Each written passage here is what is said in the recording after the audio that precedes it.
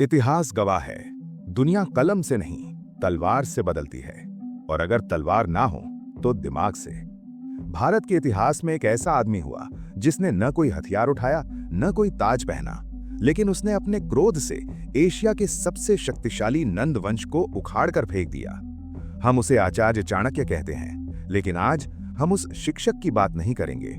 आज हम उस डिस्ट्रॉयर की बात करेंगे। वो आदमी जिसने अपनी चोटी खोलकर कसम खाई थी कि जब तक इस घमंडी राजा को मिट्टी में नहीं मिला दूंगा, तब तक अपनी शिखा नहीं बांधूंगा। ये वीडियो कोई प्रवचन नहीं है, ये एक मास्टर क्लास है। ये कूटनीति, the dark art of diplomacy है। अगर तुम सीधे हो तो मारे जाओगे, अगर तुम टेढ़े हो तो राज करोगे। स्वागत है चाणक्य के असली और अंधेरे रूप में। चैप्टर 1, सीधा पेड़, the trap of goodness. Chanakya का सबसे पहला और सबसे कड़वा नियम।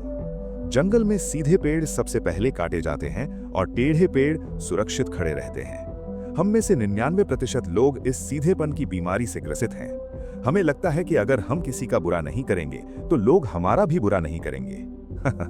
कितने मूर्ख हो तुम। चाणक्य कहते हैं, सांप के अंदर जहर हो या ना हो, उसे फुफकारना नहीं छोड़ना चाहिए।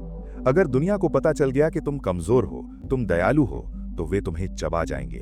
तुम्हें काटना नहीं है, लेकिन दुनिया को यह डर हमेशा होना चाहिए कि अगर उन्होंने तुम पर पैर रखा तो तुम उन्हें खत्म कर दोगे। अपनी शराफत को अपनी कमजोरी मत बनने दो, उसे अपना नकाब बनाओ।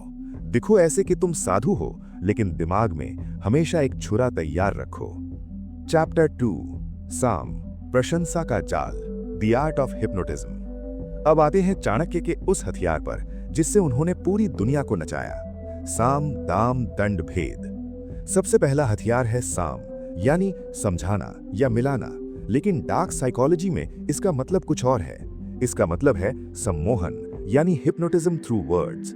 चाणक्य कहते थे, अगर सामने वाला तुमसे ताकतवर है तो उससे लड़ो मत, उसके सामने झुक जाओ, उसकी तारीफ करो, उसके ईगो को इतना हवा भर दो कि वो अपनी ही हवा में उड़ने लगे। इंसान को तारीफ का नशा शराब से ज्यादा होता है।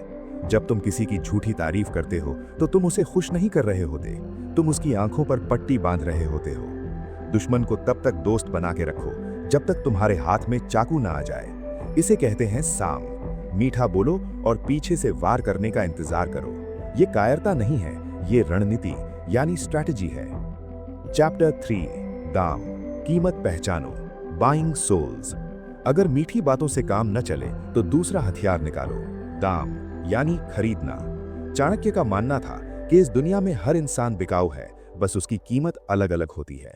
किसी को पैसा चाहिए, किसी को कुर्सी या पावर चाहिए, किसी को औरत चाहिए और किसी को सिर्फ इज्जत या रिस्पेक्ट चाहिए। एक चतुर खिलाड़ी सामने वाले के लालच को स्कैन करता है। सिकंदर जब भारत आया तो उसने कई राजाओं को हराया नहीं, उसने उन्हें खरीद लिया। उसने उनकी महत्वाकांक्षा यानी एम्बिशन को चारा बनाया। अपने दुश्मन के वजीरों को देखो, अपने कॉम्पिटिटर के एम्प्लॉय को देखो, वो क्या चाहता है। जो वो चाहता है उसे दे दो या उसे देने का वादा कर दो। याद रखना, वफादारी सिर्फ तब तक रहती है जब तक उससे बेहतर ऑफर नहीं मिलता। ये कड़वा है, लेकिन यही सत्य है। लोगों को इमोशन से नहीं, फायदे से कंट्रोल करो। जिस दिन तुम उनका फायदा बन जाओगे, उस दिन तुम उनके भगवान बन जाओगे। लेकिन रुकिए, मीठी बातें यानी साम और पैसा यानी दाम, ये तो सिर्फ शुरुआत है। ये तो शरीफों के हथियार हैं। असली खेल तब शुरू होता है जब दुश्मन न बातों से माने और ना ही पैसे से बिके। तब चाणक्य निकालते हैं अपने सबसे क्रूर हथियार, दंड, पनिशमेंट और भेद, सीक्रेट्स। कैसे किसी के मन में मौत का खौफ पैदा करें और कैसे किसी के परिवार को ही उसके खिलाफ कर दें। प्यार और पैसा, ये कमजोरों के हथियार हैं। जब दुश्मन न तुम्हारी तारीफ यानी साम से पिघले और न ही तुम्हारे पैसों से बिके, तब एक राजा को वो उठाना पड़ता है जिससे आत्मा भी कांप जाए, दंड, पनिशमेंट। चैप्टर 4, दंड, खौफ का साम्राज्य। चाणक्य कहते हैं, जिस राजा के अंदर क्रोध और दंड का डर नहीं होता, प्रजा उसका सम्मान नहीं करती, सिर्फ उसका फायदा उठाती है। लोग कहते हैं प्यार से दुनिया जीती जाती है। चाणक्य कहते हैं, नहीं, डर प्यार से ज्यादा वफादार होता है। जब तक तुम्हारे दुश्मन को यह डर नहीं होगा कि अगर उसने तुम्हें धोखा दिया तो उसका अंजाम क्या होगा, तब तक वो वफादार नहीं रहेगा। दंड का मतलब सिर्फ मारना पीटना नहीं है, दंड का मतलब है एग्जाम्पल बनाना। अगर कोई गद्दारी करे तो उसे ऐसी सजा दो कि देखने वालों की रूह कांप जाए। नंद वंश के महामंत्री अमात्य राक्षस को हराने के लिए चाणक्य ने दया नहीं दिखाई थी। उन्होंने उसके आसपास के लोगों को बेरहमी से हटा दिया था। इतना खौफ पैदा करो कि दुश्मन सपने में भी तुमसे लड़ने का विचार न लाए। याद रखना, एक शक्तिशाली राजा क्रूर नहीं होता, लेकिन सख्त जरूर होता है। चैप्टर 5, भेद। फूट डालो और राज करो, डिवाइड एंड रूल। और अब चाणक्य का सबसे घातक, सबसे जहरीला हथियार, भेद, जिसका मतलब है बांट देना, तोड़ देना। अगर दुश्मन बहुत ताकतवर है, अगर तुम उसे सीधे युद्ध में नहीं हरा सकते, तो उसके घर में घुस जाओ, लेकिन तलवार लेकर नहीं, शक यानी डाउट लेकर। चाणक्य नीति कहती है, दुश्मन को बाहर से मत मारो, दुश्मन के घर में, उसके दोस्तों में, उसकी टीम में आपस में ही नफरत पैदा कर दो। एक भाई को दूसरे भाई से लड़ा दो, सेनापति को राजा के खिलाफ भड़का दो। उन्हें ये यकीन दिलाओ कि उनका अपना ही आदमी गद्दार है। जब वो आपस में लड़ने लगेंगे तो उनकी ताकत आधी हो जाएगी, और तब तुम बैठकर तबाही का मंजर देखो।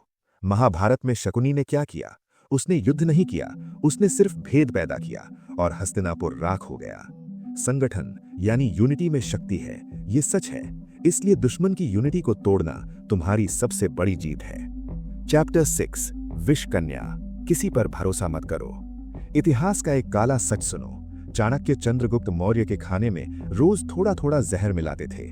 क्यों? चंद्रगुप्त को मारने के लिए नहीं, बल्कि उसे इम्यून बनाने के लिए, ताकि अगर कोई दुश्मन उसे जहर दे तो उस पर असर ना हो।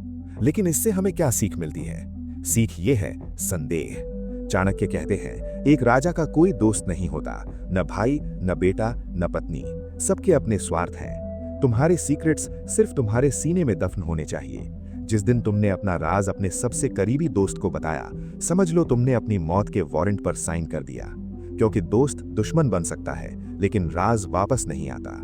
अपनी परछाई पर भी भरोसा मत करो। हर किसी को शक की निगाह से देखो। जासूस बनो, पता लगाओ कि पीठ पीछे कौन क्या बोल रहा है। जो अंधा होकर भरोसा करता है, उसका गला सबसे पहले रेता जाता है।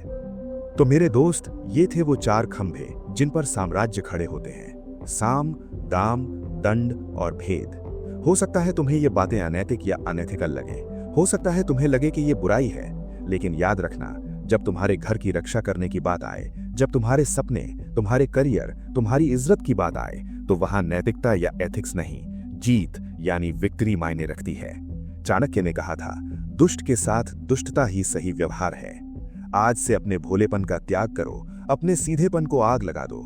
इस चाणक्य नीति को अपने खून में उतार लो। दुनिया को दिखाओ कि तुम फूल हो, लेकिन अगर कोई मसलेगा तो तुम कांटा बनकर चुभोगे। अब उठो और अपनी शर्तों पर राज करो।